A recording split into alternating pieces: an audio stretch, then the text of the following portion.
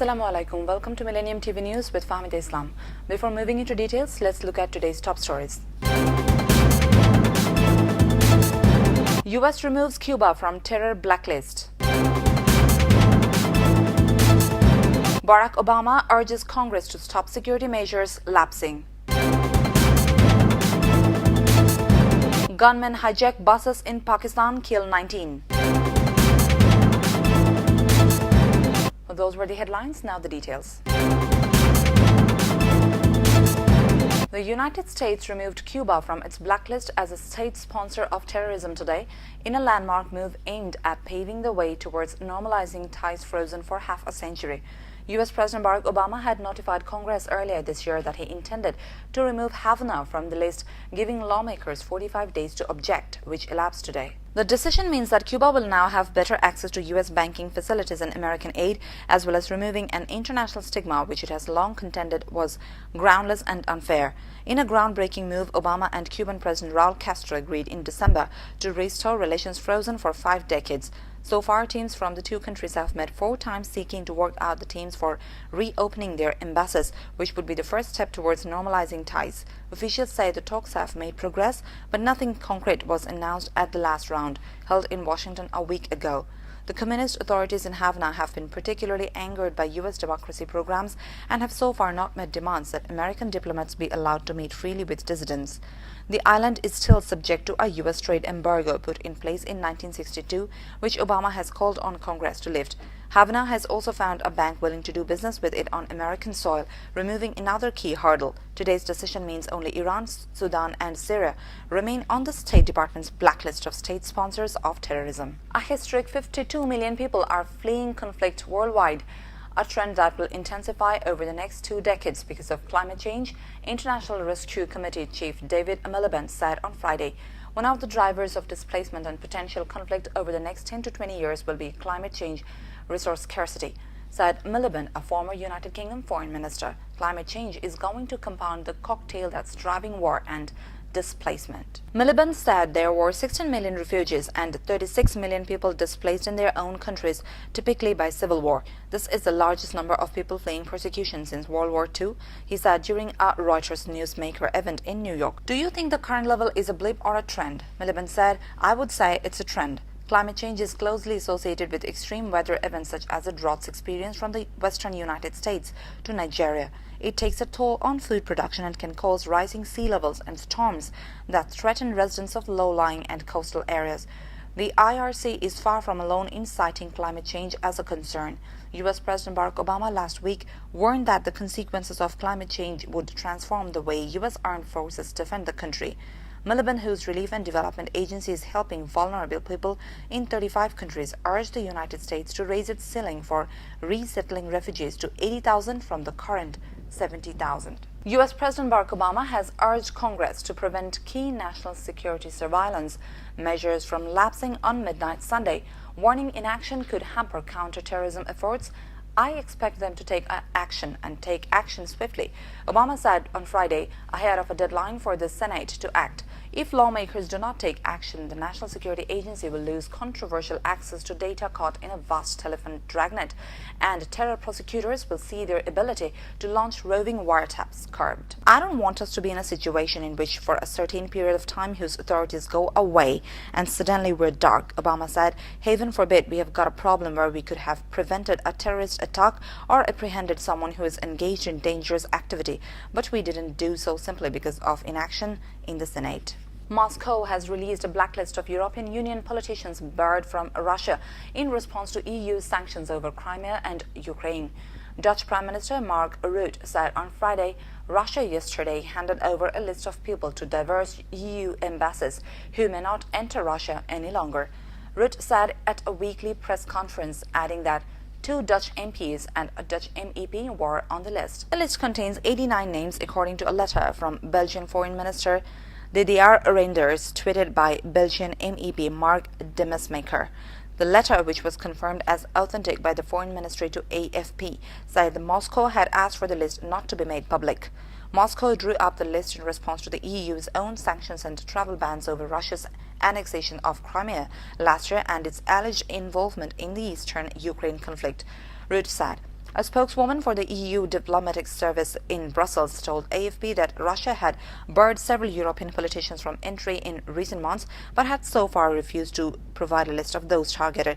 We take note that the Russian authorities have decided to share the list. We don't have any other information on legal basis, criteria, and processes. The spokeswoman said in an email statement.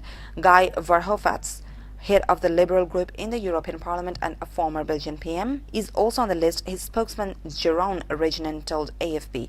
Russia's ambassador to the EU, Vladimir Chizhov, said last week that no one is barred by chance, but that the list did not include leaders of high officials.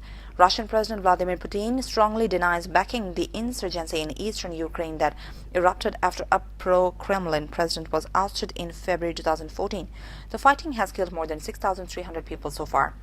The Kremlin hopes a current shaky ceasefire will prompt the European Union to lift some of the more punishing sanctions against Russia in the next few months. The U.S. formally dropped Cuba from its state sponsors of terrorism last Friday, removing another barrier as the two countries try to re-establish diplomatic ties after 54 years of isolation.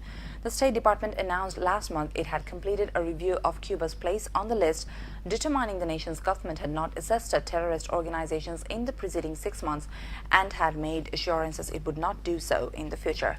Under federal law, the State Department was required to provide a 45-day review period, which ended on Friday. Cuba's removal also means it will have more access to global financial markets and loans from international organizations such as the World Bank, while the U.S. maintains its economic embargo on Cuba, which can only be changed by an act of Congress. New rules published by the Obama administration in January allowed for some financial openings. Milton Vescovacki, a Miami-based attorney who heads the International Business Transactions Group at the Gray Robinson law firm, said many of those banks remained hesitant to engage with Cuba while it remained on the terrorism list. This will help ease that, he said.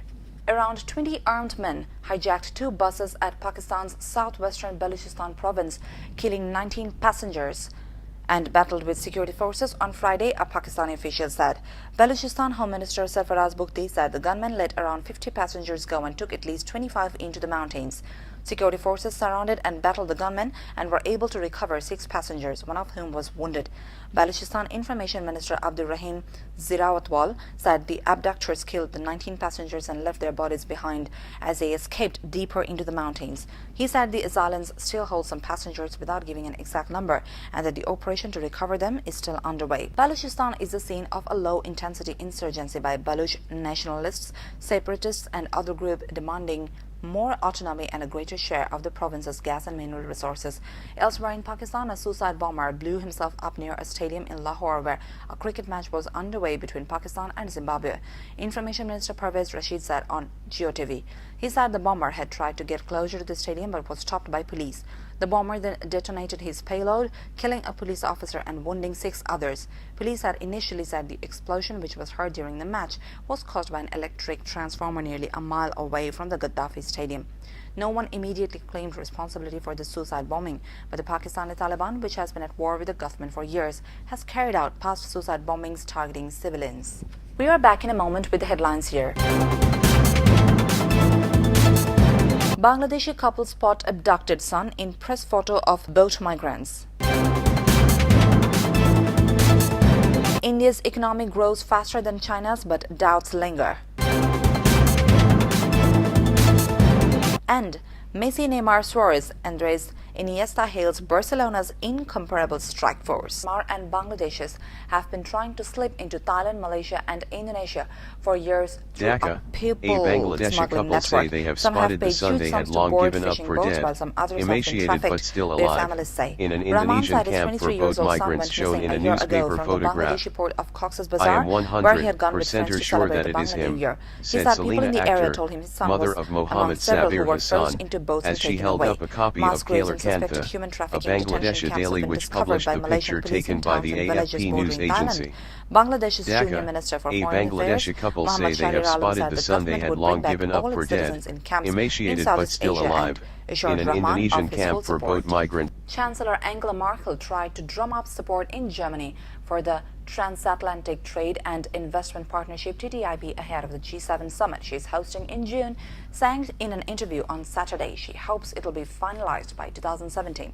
Merkel told the Swiss Zeitung newspaper, it was important that talks between the European Union and United States lead to an accord before U.S. President Barack Obama leaves office in January 2017.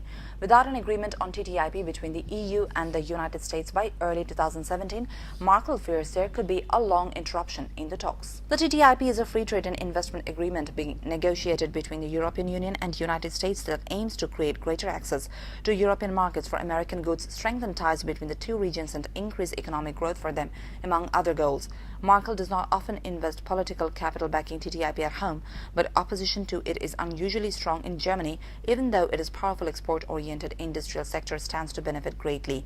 The United States is one of our most important trade partners, Merkel said in the interview, especially for our export-based economy. The United States is the biggest market outside of the EU, much larger than even China. Thus, it is in the interest of our jobs and our prosperity that we encourage trade with the United States and not give it up to the competitors from other regions, Merkel said, referring to Asia. India's economy grows faster than China in the quarter through March data showed on Friday, but a sharp downward revision for the previous quarter has added to doubts about the accuracy of a new method used to measure economic activity. Finance Minister Arun Jaitley said it is absolutely clear that the economy is in recovery mode. Asia's third largest economy grew 7.5% year-on-year in the last quarter, outstripping China's 7% growth in the same quarter and beating a Reuters poll of economists who forecast 7.3% growth. Previously, India had celebrated that its growth was faster than its larger neighbor in the December quarter, but on Friday, the Central Statistics Office sharply revised the number down to 6.6% from 7.5%, further distorting the picture. At face value, today's GDP figures for January to March suggest that India is the fastest growing major economy in the world, said Shilan Shah, India economist at Capital Economics. In reality, though, the GDP data remain wildly inconsistent with numerous other indicators that point to continued slack in the economy. Economists are already having a hard time reconciling the headline numbers with dismal corporate earnings, weak industrial activity, and an elusive recovery in bank credit. Full-year growth for the fiscal year ending in March came in at 7.3%. Data on Friday showed up from 6.9% in 2013-14 and a tad lower than an official estimate of 7.4%. The Reserve Bank of India, RBI, has also voiced caution over the new series. RBI Governor Raghuram Rajan said earlier this week that the economy was still slow in picking up. The RBI is widely expected to cut interest rates for the third time this year at a policy review on Tuesday. These numbers should not influence the central bank, said Mr. Joshi, who expects a 25 basis point rate cut on June 2. India's economic outlook has improved over the past year. It has on the brink of losing its investment-grade credit ratings midway through last year, but is now widely seen as a potential engine of global growth. Sepp Blatter was re-elected president of FIFA for a fifth term on Friday after the only other candidate conceded defeat after a first round of voting in an election overshadowed by allegations of corruption in world soccer. Blatter's victory came despite demands that he quit in the face of a major bribery scandal being investigated by U.S., Swiss, and other law enforcement agencies that plunged the world's soccer body into the worst crisis in its 111 years history. Neither Blatter nor Jordanian challenger Prince Ali bin Al Hussein got the necessary two-thirds of the vote in the first round, with Blatter on 133 and Prince Ali on 73. Prince Ali later conceded in a victory speech. Blatter declared, "Let's go FIFA, let's go FIFA," to a standing ovation.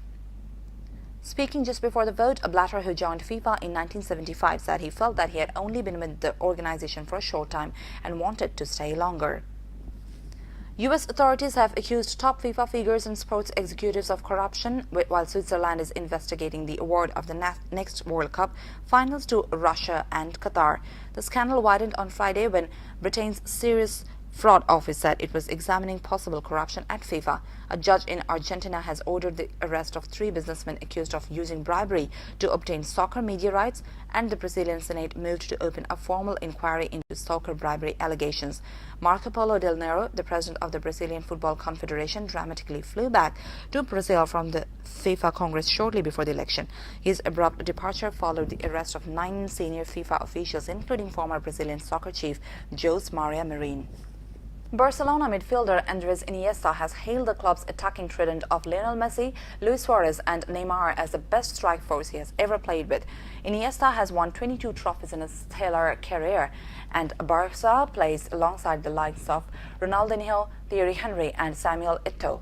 but he believes the South American trio's return of 117 goals this season puts them on another level. "I have had the chance to play with the best strikers in the world at this club. At the moment, to have these three players in something incomparable," he said. "For me, all three are the number one. All three are still young and have spectacular potential." Iniesta has a chance to add a 23rd title and a third Copa del Rey to his honours list when Barca face Athletic Bilbao in the Copa del Rey final on Saturday at the Camp Nou.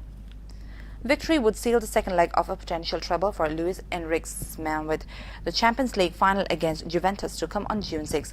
Barcelona dominate La Liga team of the season. The Spanish international was part of the only previous Barca side to win the treble in the 2008-09 season and sees similarities between the two sides. "No two seasons are the same. I see similarities with the treble season because we are back to playing for everything," he added. "The feelings among the group are very good because we wouldn't be in this situation if they weren't. We know we are close to something very important that almost never happens. They are 2 games and we want to take another step to win the 2 titles that are left." Barca were further boosted as Enrique confirmed Suarez will be fit to start despite missing the final 2 league games of the season due to a hamstring problem. And the Barca boss insisted that his side won't let their minds wander ahead to next weekend's meeting with the Italian champions in Berlin. "I'm preparing for one final, tomorrow's one," he said on Friday. "There isn't another final for me right now. I know Juventus and what we have to transmit to the players. We can starting from next week. We are desperate to win the cup. I wouldn't put one title above another because it is an opportunity that doesn't come around often." Before ending, let's have a look at today's top stories again. US removes Cuba from terror blacklist. Barack Obama urges Congress to stop security measures lapsing. Gunmen hijack buses in Pakistan, kill 19. You're up to date so far with our top stories here on Millennium TV, and don't forget to log in at www.millenniumtv.net. Thank you for staying with us. Allah Hafiz.